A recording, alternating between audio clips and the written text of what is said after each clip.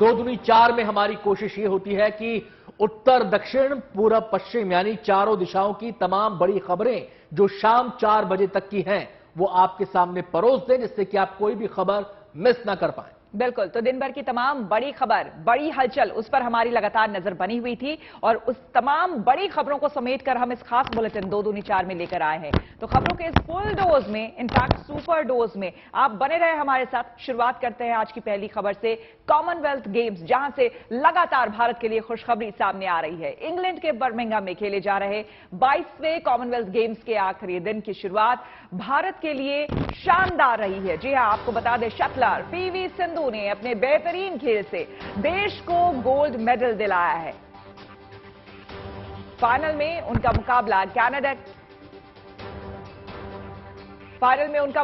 Canada के खिलाड़ी Michel ली के साथ था। सिंधु ने 21-15, 21-13 से हराया कॉमनवेल्थ में विमेंस सिंगल मुकाबलों में।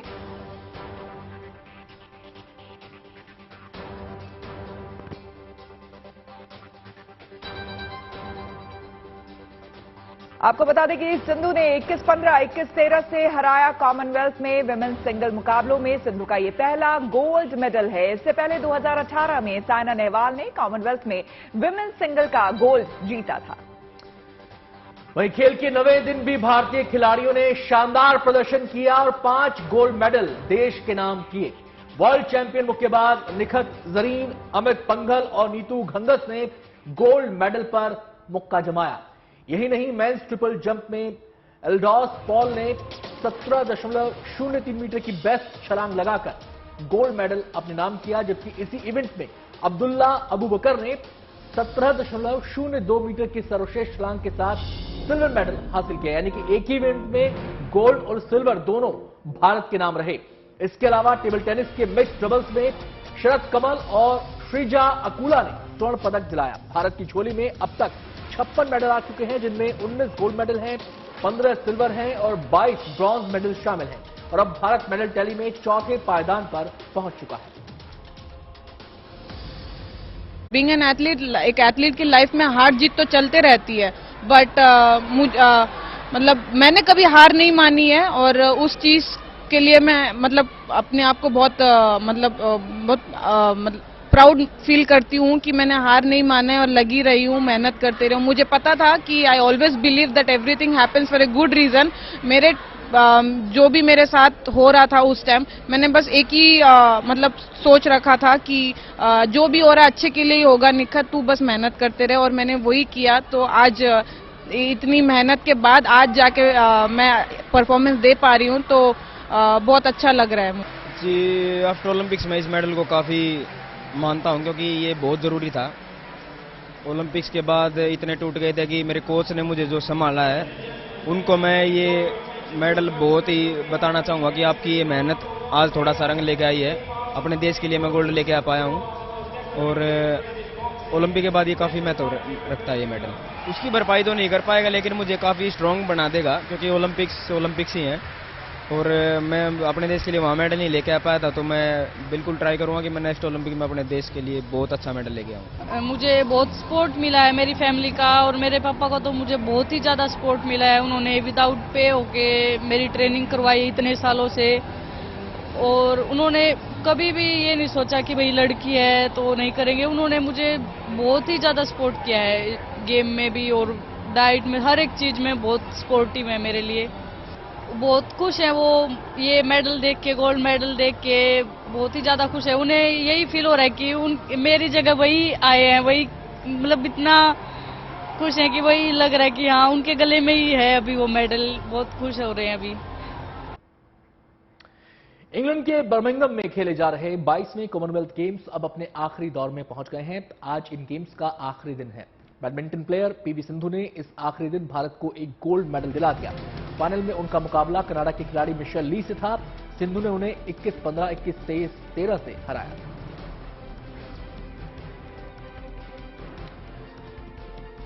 तो 2 तस्वीरें आप इस समय देख सकते हैं। मिलवाते हैं आपको जमुई और हिसार की बेटियों से, जिन्होंने तिरंगे का मान बढ़ाया है। पहले बात जमुई की रहने वाली सीमा यादव की। सीमा ने नीदरलैंड्स में आयोजित world police and fire games में 2 सिल्वर और 2 ब्रॉन्ज मेडल अपने नाम किए हैं। इन गेम्स में 70 देशों के खिलाड़ियों ने हिस्सा लिया था, जिनमें भारत की ओर से सीमा यादव ने देश का प्रतिनिधित्व किया। मेडल जीतने के बाद जब वो अपने घर लौटी तो उनका जोरदार स्वागत किया गया। किसी ने सीमा की आरती उतारी तो किसी ने फूलों की बारिश कर बेटी का सम्मान किया। सीमा यादव अब तक निशानेबाजी में राष्ट्रीय स्तर पर 26 जबकि अंतर्राष्ट्रीय स्तर पर पहली बार भाग लेते हुए 4 मेडल जीत चुकी हैं। बिल्कुल, आपको बता दें कि जमुई के एक छोटे से गांव की रहने वाली सीमा यादव ने 2017 में निशानेबाजी की शुरुआत की थी और अब उनकी इच्छा है कि वो ओलंपिक खेलों में मेडल जीतकर देश का नाम रोशन करे। उधर हरियाणा के हिसार की कुश्ती खिलाड़ी हर्षिता मोरे ने इटली में आयोजित कुश्ती प्रतियोगिता में गोल्ड मेडल जीता है। हर्षिता की इस कामयाबी से उनके घर वाले और कोच बेहद खुश हैं।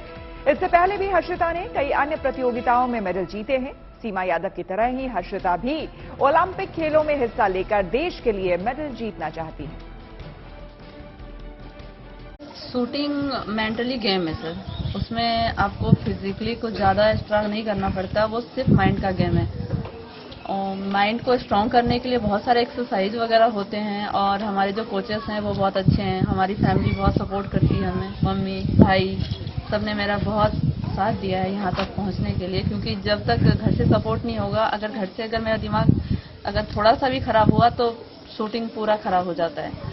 तो सबने बहुत मेरा साथ दिया। मैंने अभी अंडर 17 वर्ल्ड चैंपियनशिप्स में गोल्ड मेडल जीता है, जो इटली रोम में हुई थी। तो इससे पहले आपने कौन कौन सी प्रतियोगिता जीती है? इससे पहले मैं पिछले साल हंगरी भी गई थी इन्हीं चैंपियनशिप में, पर मेरी चोट लग गई थी और मेरे 3 गोल्ड मेडल हैं नेशनल्स में और कई ब्रोंज मेडल हैं। मेरी फैमिली, मेरे कोचेस और मेरे टीचर्स, इन सबको मैं अपने गुरु मानती हूँ। चलिए अब हम रुक करेंगे अगली खबर का। उत्तर प्रदेश के नोएडा के ग्रैंड ओमेक्स सोसाइटी में मचे बवाल के बाद योगी सरकार ने आरोपी श्रीकांत त्यागी के खिलाफ बड़ा एक्शन लिया है। रात को हुए हंगामे के बाद सुबह प्रशासन की टीम बुलडोजर लेकर आरोपी श्रीकांत के फ्लैट पर पहुंची और वहां अतिक्रमण के ध्वस्त कर दिया। इस कार्रवाई को देखने के लिए हाउसिंग सोसाइटी के लोग मौके पर पहुंचे और उन्होंने सरकार की इस कार्रवाई की तारीफ की है। हालांकि आरोपी श्रीकांत त्यागी अभी फरार चल रहा है, जिसकी गिरफ्तारी के लिए नोएडा पुलिस की टीमें लगातार दबिश दे रही है। साथ ही आपको यह भी बता दें, ये वही श्रीकांत त्यागी है जिसने एक महिला से बदसलूकी की थी, बदतमीजी की थी और वो वीडियो जब वायरल हो गया, जिसके बाद देखिए योगी सरकार की तरफ से किस तरह से ये कार्रवाई की गई। खबर यह भी है कि आरोपी के फोन की लोकेशन उत्तराखंड के हरिद्वार और ऋषिकेश में मिली है। बताया जा रहा है कि आरोपी का फोन रविवार को 10 बार ऑन ऑफ हुआ, जिसके आधार पर पुलिस टीम उत्तराखंड में श्रीकांत के ठिकानों पर दबिश दे रही है। आपको बता दें कि 3 दिन पहले श्रीकांत त्यागी का एक वीडियो वायरल हुआ था, जिसमें वो हाउसिंग सोसाइटी के परिसर में एक महिला के साथ गाली गलौज और बदतमीजी कर रहा था। इसके बाद से मामला कल रात फिर से बढ़ गया, जब फरार चल रहे आरोपी के कुछ समर्थक सोसाइटी में दाखिल हो गए, हंगामा करने लगे। इसके बाद सांसद महेश शर्मा और डीएम मौके पर पहुंचे और फिर आनन फानन में आधा दर्जन लोगों को पुलिस ने हिरासत में ले लिया। केवल महेश शर्मा ही नहीं पहुंचे थे, बल्कि नोएडा के जो विधायक हैं पंकज सिंह, वो भी मौके पर पहुंचे और लगातार पूरी सोसाइटी में इसको लेकर आवाज उठ रही थी। दरअसल श्रीकांत त्यागी को लेकर सोसाइटी में बहुत नेगेटिव परसेप्शन है, क्योंकि अवैध निर्माण को लेकर सोसाइटी के लोग लगातार सवाल उठा रहे थे, लेकिन श्रीकांत जी उस पर बाज नहीं आ रहे थे, लोगों को धमकाते थे। अनंत, आप बताइए, देखिए आप भी सोसाइटी में रहते हैं, मैं भी रहती हूं, ये हम अच्छी तरह से जानते हैं कि सोसाइटी में जिस तरह से इसने बना रखा है, ये कंप्लीटली इल्लीगल इनका कंस्ट्रक्शन था। उसके बावजूद किस तरह से इस महिला से वो बदतमीजी करते हुए नजर आए थे श्रीकांत, वो अपने आप में, और आप क्या कहें, वो कहीं ना कहीं आपको क्या लगता है इसके पीछे क्या वजह रही होगी? मुझे लगता है कि इसके पीछे जो एक रसूख होता है किसी शख्स का, या उसकी जो दादागिरी कह लीजिए, गुंडागर्दी कह लीजिए, उसको लेकर शायद श्रीकांत को अंधविश्वास हो गया था कि वो कुछ भी कर सकते हैं। लेकिन वो कहते हैं ना कि आपके गुनाहों का हिसाब एक दिन जरूर होता है, तो अब वो हिसाब हो गया है। मुझे लगता है कि पूरा हिसाब हो रहा है। और ये योगी सरकार जो कर रही है वो बिल्कुल सही कार्रवाई है। और इस बीच आपको बता दें कि आरोपी श्रीकांत त्यागी के खिलाफ जिस वक्त कार्रवाई की गई, उस वक्त ग्रैंड ओमेक्स सोसाइटी में पुलिस का भारी बंदोबस्त नजर आया। इसके अलावा नोएडा अथॉरिटी की टीम भी वहां पर पहुंची, जिसकी देखरेख में अतिक्रमण ढाया गया। इस कार्रवाई पर हमारे संवाददाता अरविंद ओझा की ये रिपोर्ट देखिए। एसडी प्रसून द्विवेदी नोएडा अथॉरिटी के जो यहाँ पर पहुंच चुके हैं, नोएडा अथॉरिटी के बड़े अधिकारी हैं, जिनका कहना है कि यहाँ पर एक्शन होगा। और ये देखिए जरा यहाँ पर जो फावड़ा है उससे लेकर अब यहाँ पर ये तोड़फोड़ शुरू हो चुकी है। ये देखिए श्रीकांत त्यागी के जो ठिकाने हैं उस पर अब यहाँ पर तोड़फोड़ शुरू हो गई। जो मजदूर है वो तोड़फोड़ उन्होंने शुरू कर दी है। श्रीकांत त्यागी जो फिलहाल फरार चल रहा है उसके ठिकानों पर यहाँ पर अब तोड़फोड़ नोएडा अथॉरिटी के जो मजदूर हैं उन्होंने तोड़फोड़ शुरू कर दी है। बड़ी खबर यही है, फरार श्रीकांत त्यागी के अवैध निर्माण पर नोएडा अथॉरिटी का एक्शन शुरू हुआ है। देर सही लेकिन एक्शन अब नोएडा अथॉरिटी का शुरू हो चुका है। 2019 में ही अवैध निर्माण की शिकायत दी गई थी और 2022 में ये एक्शन हो रहा है। लगातार शिकायत दी जाती थी श्रीकांत त्यागी के खिलाफ की वो अवैध निर्माण किया है। उसके अलावा जो नोएडा सोसाइटी का मेंटेनेंस चार्ज है वो नहीं, उसके बाद आखिरकार आप देख पा रहे हैं यहाँ पर जो अथॉरिटी के जो मजदूर हैं वो यहाँ पर पहुंचे हैं। ये वो अवैध निर्माण है जो श्रीकांत त्यागी ने अपने फ्लैट के बाहर बना रखा था। योगी सरकार के इस एक्शन पर क्या कहना है ग्रैंड ओमेक्स सोसाइटी की महिलाओं का, आइए देखते हैं। हम बहुत खुश हैं, बहुत ही प्रसन्न है योगी जी के सेक्शन में। ये पहले हो जाना चाहिए था, देर से हुआ बट हुआ। ये त्यागी एक नंबर का गुंडा है। अच्छा, इसके घर को भी सील कर देना चाहिए और यहाँ से इसको रिमूव करना चाहिए। हमारी सोसाइटी इतनी अच्छी है, आप अगर शाम को देखें इतने ग्रुप बने हुए हैं, सब मजे से रहते हैं। इसने इतना गंद डाला है तो हम सब लोग इकट्ठे ही दबाए। तो हम बहुत खुश हैं, देर है पर अंधेर नहीं और अति का अंत हुआ। बहुत अच्छा एक्शन है योगी जी का और बस हम लोग सब लोग बहुत खुश हैं। बहुत शांति मिल गई है सोसाइटी में। इतने लोगों से इतना कुछ हुआ, 2-3 दिन में इतना प्रेशर था, इतनी परेशानी थी, इतना वो लड़की सफर करा उस लड़की ने, और बहुत रिलीफ है, बहुत बड़ा एक्शन है। और बढ़ते हैं अगली खबर की ओर। आपको बता दें कि उधर उपराष्ट्रपति और राज्यसभा के सभापति एम वेंकैया नायडू को आज राज्यसभा में विदाई दी गई। प्रधानमंत्री नरेंद्र मोदी, विपक्ष के नेता मल्लिकार्जुन खड़गे और तमाम नेताओं ने विदाई भाषण दिया। इस दौरान जब टीएमसी सांसद डेरेक ओब्रायन ने स्पीच दी तो वेंकैया भावुक हो गए और अपने आंसू पोंछने लगे। दरअसल डेरेक ओब्रायन ने वेंकैया नायडू के बचपन की कहानी सुनाई। वहीं पीएम नरेंद्र मोदी ने विदाई देते हुए एम वेंकैया नायडू के भाषण से लेकर उनके वन लाइनर का खूब जिक्र किया। साथ ही राज्यसभा की कार्यवाही को कुशलता के साथ चलाने के लिए पीएम मोदी ने नायडू की तारीफ भी की। आपको बता दें कि उपराष्ट्रपति एम वेंकैया नायडू का कार्यकाल 10 अगस्त को खत्म हो रहा है। उनकी जगह जगदीप धनखड़ देश के नए उपराष्ट्रपति चुन लिए गए हैं। आपके ये अनुभव हमारे युवाओं को गाइड करेंगे और लोकतंत्र को मजबूत करेंगे। आदरणीय राष्ट्रपति महोदय, आपकी किताबों का जिक्र मैंने इसलिए किया क्योंकि उनके टाइटल में आपकी वो शब्द प्रतिभा झलकती है जिसके लिए आप जाने जाते हैं। आपके वन लाइनर्स वीक लाइनर्स होते हैं और विन लाइनर्स भी होते हैं।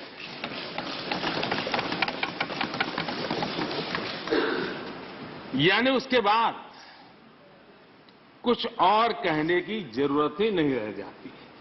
जिस रोल में रहे गांव देहात के लोगों की बात उठाते रहे। अटल जी की सरकार में आप ग्रामीण विकास मंत्री थे तो आपने प्रधानमंत्री ग्राम सड़क योजना शुरू की थी।